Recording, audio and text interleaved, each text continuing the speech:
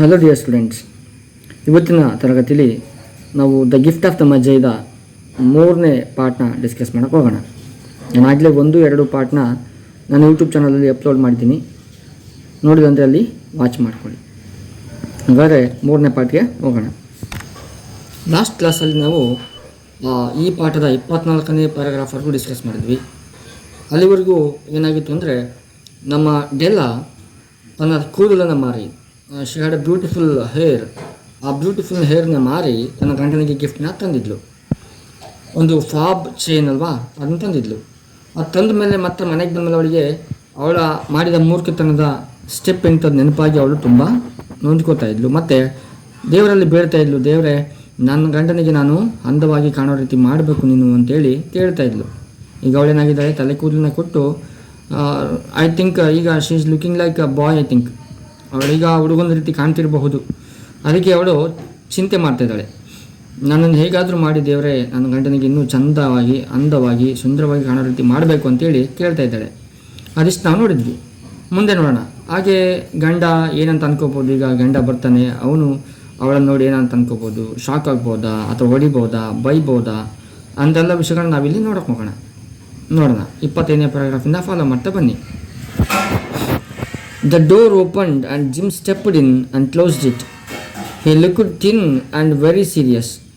ನೋಡಿ, ಅವನೇನಾಗಿದೆ ಅಂದರೆ, ಸಂಜೆ ಅವನು ಯಾವತ್ತೂ ಲೇಟ್ ಆಗಿಲ್ಲ, ಅವತ್ತು ಕೂಡ ಲೇಟ್ ಆಗಿಲ್ಲ, ಬೇಗ ಬಂದಿದ್ದಾನೆ. ಸೇಮ್ ಟೈಮಿಗೆ ಏನಿದೆ ಆ ಟೈಮಿಗೆ ಬಂದಿದ್ದಾನೆ. ಒಳಗಡೆ ಬರ್ತಾನೆ, ಬಂದು he looked thin and very serious. ಹೇಗಿದ್ದಾನೆ ಅಂದರೆ, ಸ್ವಲ್ಪ ಸಣ್ಣ ಇದ್ದಾನೆ, ಮತ್ತು ಅವನೀಗ ಸ್ವಲ್ಪ ಸೀರಿಯಸ್ ಆಗಿದ್ದಾನೆ. ಸ್ವಲ್ಪ ಅಂದರೆ ಏನು ತಮಾಷೆಯಾಗಿ ಖುಷಿಯಾಗಿ ಏನಿಲ್ಲ, ತುಂಬ ಸೀರಿಯಸ್ ಆಗಿದ್ದಾನೆ. ಕಾರಣ ಅವನು ಕೂಡ ಹಲವಾರು ಸಮಸ್ಯೆಗಳಲ್ಲಿ ಇದ್ದಾನೆ. ಹಾಗಾಗಿ ಅವನು ಕೂಡ ತುಂಬ ಸೀರಿಯಸ್ ಆಗಿ ಒಳಗಡೆ ಬಂದಿದ್ದಾನೆ. ಪುವರ್ ಫೆಲೋ, ಅವನ ಪರಿಸ್ಥಿತಿ ಹೇಳ್ತಾರೆ. ಅವನ ಪರಿಸ್ಥಿತಿ ಹೇಗಿತ್ತು ಅಂತೇಳಿ ನಮ್ಮ ರೈಟರ್ ಹೇಳ್ತಾರೆ. ಹೇಗಿತ್ತು ಅಂದರೆ, ಈ ವಾಸ್ ಓನ್ಲಿ 22. ಅವನಿಗೆ ಎಷ್ಟು ವಯಸ್ಸಾಗ? ಕೇವಲ 22 ವರ್ಷದ ಹುಡುಗ ಜಿಮ್, ಅಂದರೆ mister James Dillingham. And to be burdened with a family. ನೋಡಿ ಏನಾಗಿದೆ, ಆ 22 ವರ್ಷಕ್ಕೆ ಅವನೇನಾಗಿದೆ, ಮ್ಯಾರೇಜ್ ಆಗಿ ಒಂದು ಫ್ಯಾಮಿಲಿ, ಕುಟುಂಬದ ಭಾರ ಅವನ ಮೇಲೆ ಇದೆ. He needed a new overcoat and he was without gloves. ನೋಡಿ, ಅವನಿಗೆ ಪಾಪ ಕಡಿಮೆ ಇನ್ಕಮ್, ಅವನಿಗೆ ಕಡಿಮೆ ಆಗಿದೆ, ದುಡಿಯೋದ್ರಲ್ಲಿ ತುಂಬ ಕಡಿಮೆ ದುಡ್ಡು ಸಿಗ್ತಾ ಇದೆ, ಸಂಬಳ ಸಿಗ್ತಾ ಇದೆ. ಅವನಿಗೆ ಆ್ಯಕ್ಚುಲಿ ಓವರ್ ಕೋಟ್ ಅವಶ್ಯಕತೆ ಇದೆ. ಅಂದರೆ ಮೇಲೆ ಹಾಕುವಂಥ ಒಂದು ಮೇಲಂಗಿನೇ ಅವನಿಗಿಲ್ಲ. ಜೊತೆಗೆ ಈ ವಾಸ್ ವಿತೌಟ್ ಗ್ಲೌಸ್, ಅವನಿಗೆ ಗ್ಲೌಸ್ ಕೂಡ ಬೇಕಾಗಿತ್ತು, ಆದರೆ ಗ್ಲೌಸ್ ಕೂಡ ಇಲ್ಲ. ಅಂದರೆ ಅದನ್ನು ಕೊಂಡ್ಕೊಳ್ಳೋಷ್ಟು ಹಣ ಕೂಡ ಅವನಲ್ಲಿ ಸೇವಿಂಗ್ಸ್ ಇಲ್ಲ, ಉಳಿತಾಯ ಇಲ್ಲ, ದುಡ್ಡಿಲ್ಲ ಅವನ ಹತ್ರ ಅಂತ ಅರ್ಥ. ಆ ಥರದಲ್ಲಿರುವಂಥ ಹುಡುಗ ಈಗ ಒಳಗಡೆ ಬಂದಿದ್ದಾನೆ. ಈಗ ಅವಳ ಹೆಂಡತಿ ಕೂಡ ಏನು ಮಾಡಿದ್ದಾಳೆ, ಒಂದು ಫೂಲಿಶ್ ಆ್ಯಕ್ಟ್ನ ಮಾಡಿಬಿಟ್ಟಿದ್ದಾಳೆ. ಒಂದು ಮೂರ್ಖತನದ ಕೆಲಸವನ್ನು, ತನ್ನ ಕೂದಲನ್ನ ಮಾರಿ ಗಿಫ್ಟನ್ನ ತಂದುಬಿಟ್ಟಿದ್ದಾಳೆ. ನೋಡೋಣ. Jim stopped inside the door as immovable as a setter at the scent of the quail. ನೋಡಿ, quail means a little bird. ಒಳಗಡೆ ಬರ್ತಿದ್ದಾಗೇ ಅವನು ಇಮ್ಮೂವಬಲ್ ಅಂದರೆ ಸ್ಟ್ರಕ್ ಆಗಿಬಿಟ್ಟ, ಅವನಲ್ಲೇ ನಿಂತ್ಕೊಂಡ್ಬಿಟ್ಟ. ಅಂದರೆ ಅವನಿಗೆ ಈಸ್ ಫೀಲಿಂಗ್ ಸ್ಟ್ರೇಂಜ್, ವಿಚಿತ್ರ ಅಂತ ಅನಿಸ್ತಿದೆ ಅವನಿಗೆ.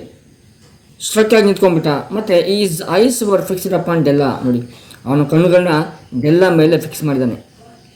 ಅಂದರೆ ಇವ್ರು ಯಾರು ಈ ಥರ ತಲೆ ಕೂದಲು ಕಟ್ ಮಾಡ್ಕೊಂಡ್ಬಿಡ್ತಾಳೆ. ಅವನಿಗೆ ಏನಾಗಿದೆ ಅಂದರೆ ಗೊತ್ತಾಗ್ತಾ ಇಲ್ಲ, ಆ ರೀತಿ ಅವನಿಗೆ ಆಗ್ಬಿಟ್ಟಿದೆ. ಸ್ಟ್ರೇಂಜ್ ಫೀಲಿಂಗ್ ಆಗ್ತಾಯಿದೆ ಅವನಿಗೆ. And there was an expression in them that she could not read. ಅಲ್ಲಿ ಯಾವ ಥರ ಎಕ್ಸ್ಪ್ರೆಷನ್ ಇತ್ತಂದರೆ ಅರ್ಥ ಮಾಡ್ಕೊಳಕ್ಕಾಗ್ತಿಲ್ಲ. ಯಾರಿಗೆ? ನಮ್ಮ ಡೆಲ್ಲನಿಗೆ ಅವನ ಎಕ್ಸ್ಪ್ರೆಷನ್ ಅರ್ಥ ಮಾಡ್ಕೊಳಕ್ಕಾಗ್ತಿಲ್ಲ. ಅಂದರೆ ಹೇಗೆ ಅವನು ಕೋಪ ಮಾಡ್ಕೋತಾನ ನೋಡಿ, ಅದು ಹೇಳ್ತಾರೆ. ಆ್ಯಂಡ್ ಇಟ್ ಟೆರಿಫೈಡ್ ಹರ್, ಅವಳಿಗೆ ಸ್ವಲ್ಪ ಭಯ ಹುಟ್ಟಿಸ್ತು.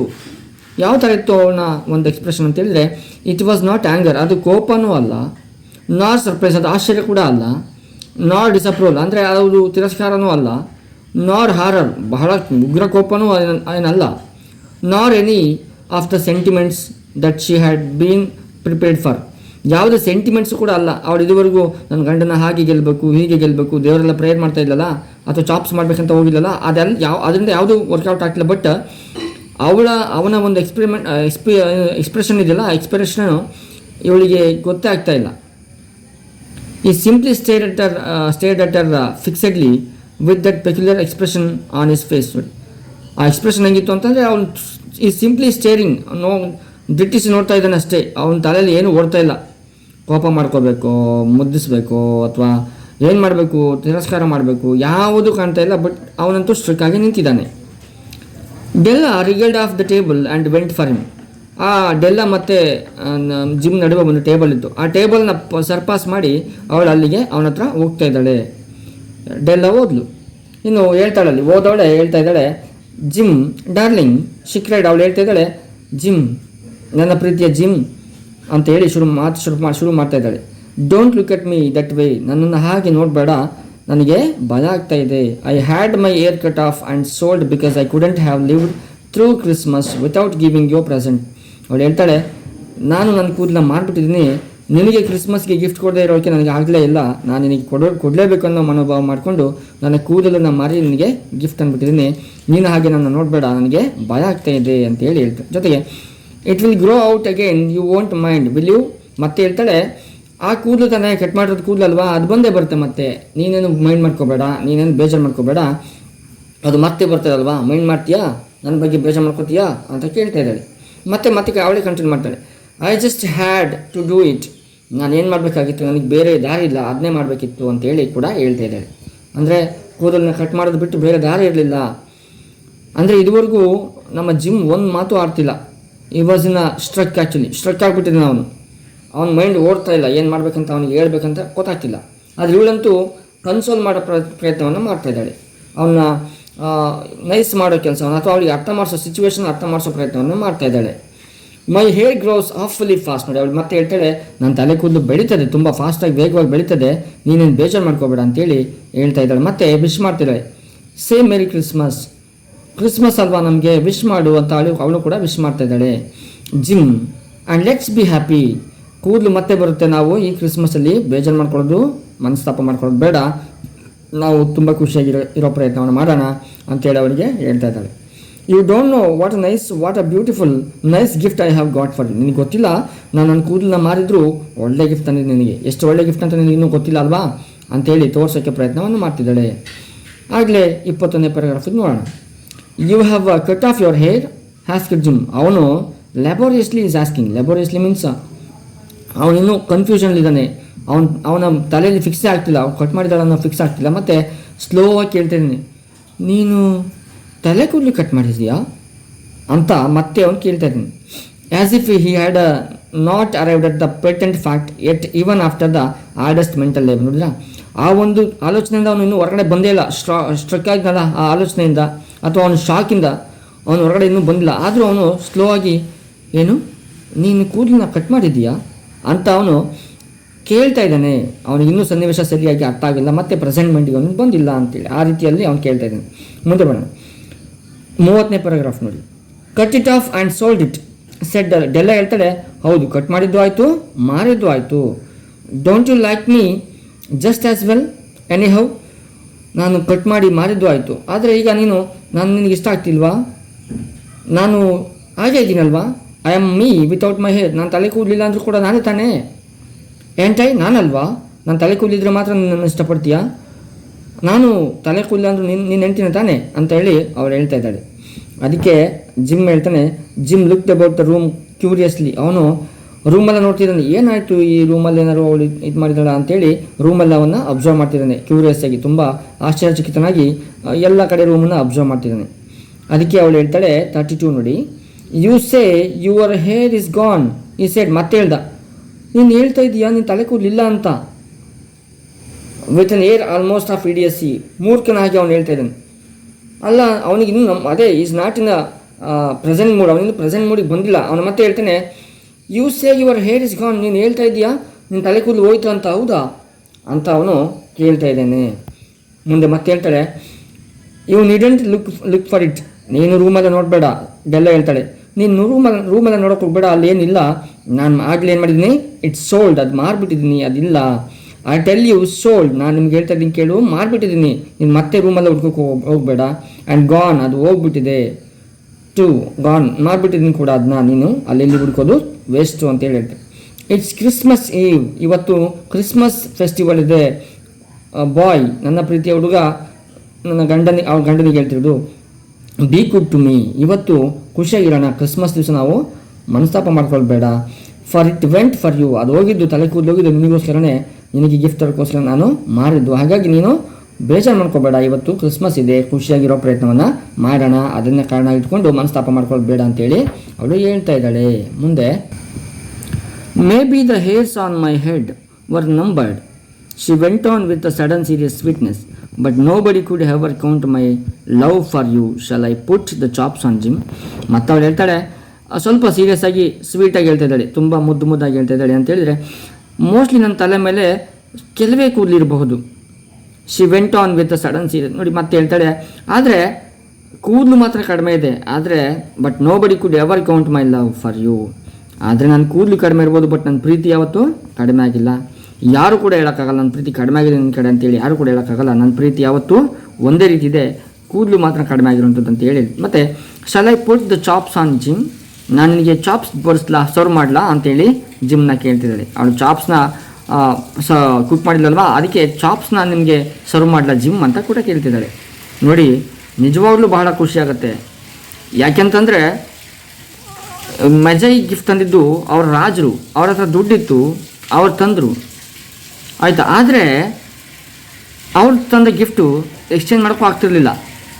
ಒಂದು ವೇಳೆ ಚೆನ್ನಾಗಿಲ್ಲ ಅಂತ ಹೇಳಿದರೆ ಅಥವಾ ರಿಟರ್ನ್ ಮಾಡಬೇಕಂತ ಅಂದಿದ್ರೆ ಅವರು ಎಕ್ಸ್ಚೇಂಜ್ ಮಾಡೋಕ್ಕೂ ಆಗ್ತಿರಲಿಲ್ಲ. ಆದರೆ ಇಲ್ಲಿ ನಮ್ಮ ಡೆಲ್ಲಾ ತಂದಿರೋಂಥ ಗಿಫ್ಟು ತುಂಬ ಚೆನ್ನಾಗಿದೆ, ಮತ್ತು ಅದಕ್ಕೆ that was out of love, ನಿಜವಾಗ್ಲೂ ಬಹಳ ಪ್ರೀತಿನ ತಂದಿರೋಂಥದ್ದು, ತನ್ನ ಕೂದಲನ್ನ ಸ್ಯಾಕ್ರಿಫೈಸ್ ಮಾಡಿ ತಂದಿರೋಂಥ ಗಿಫ್ಟು ಆಯಿತಾ. ಅಷ್ಟು ಚೆನ್ನಾಗಿರೋ ಗಿಫ್ಟ್ನ ಅವಳು ತಂದಿದ್ದಾಳೆ. ಅಂದರೆ ತುಂಬ ಏನಂತ ಹೇಳ್ಬೋದು, ಅದನ್ನ ಬೆಲೆ ಬಾಳುವಂಥದ್ದೇನಲ್ಲ, ಕೇವಲ ಲುಕಿಂಗಿಗೆ ಚೆನ್ನಾಗಿರೋಂಥ ವಿಷಯ ಅದು. ನಾವು ಆಗಲೇ ನೋಡಿದ್ವಲ್ಲ, ಲುಕಿಂಗಿಗೆ ಮಾತ್ರ ಚೆನ್ನಾಗಿರೋಂಥ ಒಂದು ಗಿಫ್ಟ್ ಆಗಿದೆ.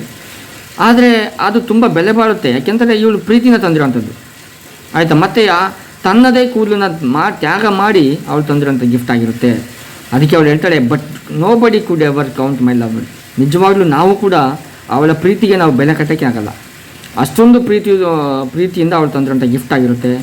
ಬಹಳ ಅದ್ಭುತವಾದ ಗಿಫ್ಟ್ ಅದು ನನ್ನ ಪ್ರಕಾರ, ಮತ್ತು ಬಹಳ ಚೆಂದಾಗಿದೆ ಅವಳ ಗಿಫ್ಟು. ಹಾಗಾಗಿ ಅವಳು ಅದನ್ನೇ ಹೇಳ್ತಾಳೆ, ನನ್ನ ಪ್ರೀತಿಗೆ ಯಾರು ಕೂಡ ಕೌಂಟ್ ಮಾಡೋಕ್ಕಾಗಲ್ಲ, ನಾನು ನಿನಗೆ ಅಷ್ಟು ಪ್ರೀತಿನ ತಂದಿದ್ದೀನಿ ಅಂತೇಳಿ ಅವಳು ಹೇಳ್ತಾ ಇದ್ದಾಳೆ.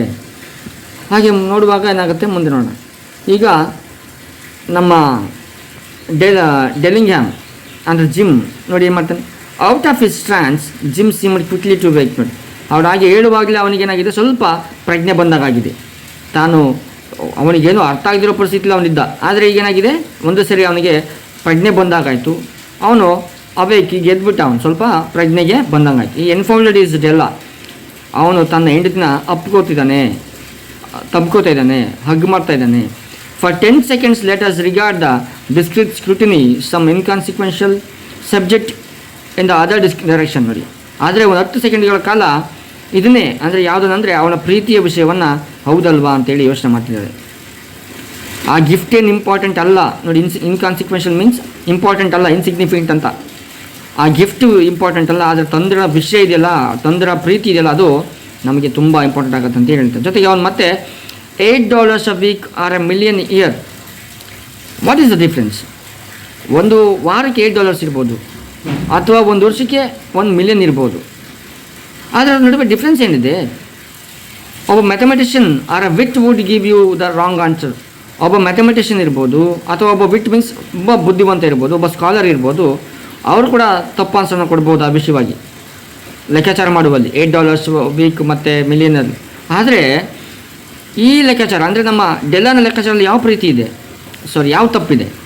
ಡೆಲ್ಲಾನ ಪ್ರೀತಿಯಲ್ಲಿ ಯಾವ ತಪ್ಪು ಇಲ್ಲ. ನೋಡಿದ್ರಾ, ಲೆಕ್ಕಾಚಾರ ಮಾಡುವಾಗ ಹಣದ ಕಾಸಲ್ಲಿ ನಂಬರ್ಸ್ ಲೆಕ್ಕಾಚಾರ ಮಾಡುವಾಗ ಬೇಕಾದ್ರೆ ಒಬ್ಬ ಮ್ಯಾಥಮೆಟಿಷಿಯನ್ ಕೂಡ ತಪ್ಪು ಮಾಡಿಬಿಡ್ಬೋದು, ಒಬ್ಬ ತುಂಬ ಬುದ್ಧಿವಂತ ಕೂಡ ತಪ್ಪು ಮಾಡಬಹುದು. ಆದರೆ ಪ್ರೀತಿಯ ವಿಷಯದಲ್ಲಿ ನಮ್ಮ ಡೆಲ್ಲಾ ತಪ್ಪು ಮಾಡಿಲ್ಲ ಅಲ್ವಾ. ಅವಳು ನಿಜವಾಗ್ಲೂ ಒಳ್ಳೆ ಡಿಸಿಷನ್ ತೊಗೊಂಡಿದ್ದಾಳೆ. ಕೂದಲು ಮತ್ತೆ ಬರುತ್ತೆ ಅನ್ನೋದು ಸತ್ಯ, ಮತ್ತು ಬಹಳ ಪ್ರೀತಿನ ತಂದಿರೋಂಥ ಗಿಫ್ಟ್ ಆಗಿದೆ. ಮತ್ತು ದ ಮಜೈ ಬ್ರಾಟ್ ವ್ಯಾಲ್ಯೂಬಲ್ ಗಿಫ್ಟ್ಸ್. ನೋಡಿರಾ, ಮತ್ತೆ ಅವ್ರು ಹೇಳ್ತಾರೆ, ಮಜೈ ತಂದಿದ್ದು ತುಂಬ ವ್ಯಾಲ್ಯೂಬಲ್ ಗಿಫ್ಟ್ ಹೌದು, ತುಂಬ ಬೆಲೆ ಬಾಳುವ ಗಿಫ್ಟ್ ಹೌದು, but that was not among them. ಆದರೆ ಅದು ಅವ್ರದ್ದಾಗಿರಲಿಲ್ಲ. ಅಂದರೆ ರಾಜರು ತಾವು ತಂದಂಥ ಗಿಫ್ಟು ಎಕ್ಸ್ಚೇಂಜ್ ಮಾಡೋಕ್ಕೂ ಆಗಲ್ಲ. ಒಂದು ವೇಳೆ ಹೋದರೆ ಹಾಳಾದರೆ ಎಕ್ಸ್ಚೇಂಜ್ ಮಾಡೋಕ್ಕಾಗಲ್ಲ. ಮತ್ತೊಂದು, ಅವ್ರು ತಂದಿರೋ ಗಿಫ್ಟು ಜನಗಳ ಇನ್ಕಮಿಂದ ಟ್ಯಾಕ್ಸ್ನ ಕಲೆಕ್ಟ್ ಮಾಡಿಕೊಂಡು ತಂದಿರೋ ದುಡ್ಡು ಆಗಿರ್ಬೋದು, ಆ ರೀತಿ ಕೂಡ ಮೀನಿಂಗ್ ಇರ್ಬೋದು. ಆದರೆ ಅವ್ರು ತಂದಿದ್ದು ಗಿಫ್ಟ್ ಹೌದು. So this dark assertion will be illuminated later. ಹೀಗೆ ಅವನ ತಲೆಗೆ ಮತ್ತೆ ಎಲ್ಲ ಆಲೋಚನೆಗಳು ಬರ್ತದೆ. ಹೌದು, ನನ್ನ ಹೆಂಡತಿ ತಂದಿರೋಂಥ ಗಿಫ್ಟು ತುಂಬ ಚೆನ್ನಾಗಿದೆ, ಅವಳು ಬಹಳ ಪ್ರೀತಿನ ತಂದಿರೋಂಥದ್ದು, ಮತ್ತು ನಾವು ಬೇಕಾದ್ರೆ ಎಕ್ಸ್ಚೇಂಜ್ ಮಾಡ್ಕೋಬೋದು. ಆದರೆ ಮಜಯ್ ತಂದಿದ್ದು ಅಂದರೆ ಕ್ರಿಸ್ಮಸ್ಸಿಗೆ ಅಂತೇಳಿ ಮಾಡಿದ್ದು ಒಳ್ಳೆಯ ವಿಷಯ ಅಂತೇಳಿ ಕೂಡ ಅನ್ಕೋತೇನೆ. ಅಂದರೆ ಅವ್ನು ಕಂಪೇರ್ ಮಾಡ್ತಾಯಿದ್ದಾನೆ ಈಗ ಮಜಯ್ ಅವರ ಗಿಫ್ಟು ಜೊತೆಗೆ ತನ್ನ ಹೆಂಡತಿ ಗಿಫ್ಟನ್ನ ಅವನು ಕಂಪೇರ್ ಮಾಡ್ತಿದ್ದಾನೆ. ಮತ್ತು ಕೊನೆಗೆ ಗೊತ್ತಾಗುತ್ತೆ ಅವಳ ಪ್ರೀತಿಯಲ್ಲಿ ತಪ್ಪೇ ಇಲ್ಲ, ಅವಳು ತಂದಿರೋ ಗಿಫ್ಟಲ್ಲಿ ತುಂಬ ಪ್ರೀತಿ ಇದೆ ಅಂತೇಳಿ ಅವನು ಅನ್ಕೋತಾನೆ. ಒಬ್ಬ ಬುದ್ಧಿವಂತ, ಒಬ್ಬ ಮ್ಯಾಥಮೆಟಿಷನ್ ಕೂಡ ತಪ್ಪು ಹೇಳ್ಬಿಡ್ಬೋದು ಲೆಕ್ಕಾಚಾರಗಳಲ್ಲಿ, ಆದರೆ ಪ್ರೀತಿ ವಿಷಯದಲ್ಲಿ ನನಗೆ ತುಂಬ ಖುಷಿಯಾಗಿದೆ ಅಂತ ಅವನು ಕೂಡ ಅನ್ಕೋತಾ ಇದ್ದಾನೆ ಅಂತೇಳಿ ಅನ್ಕೋಬೋದು. ಸೊ ಇವತ್ತಿಗೆ ಇದಿಷ್ಟಿರಲಿ. ನಾನು ಮತ್ತೆ ಇನ್ನೊಂದು ಪಾರ್ಟಲ್ಲಿ ನಿಮಗೆ ಮುಂದಿನ ಲೆಸನ್ನ ಕಂಟಿನ್ಯೂ ಮಾಡ್ತೀನಿ. ನೀವು ಮತ್ತೊಮ್ಮೆ ಅರ್ಥ ಆಗಿಲ್ಲ ಅಂದರೆ ಮತ್ತೊಮ್ಮೆ ಫಾಲೋ ಮಾಡ್ತಾ ಬನ್ನಿ. ನಾನು ಲೈನ್ ಬೈ ಲೈನೇ ಬಂದಿದ್ದೀನಿ. Thank you so much. Have a good day.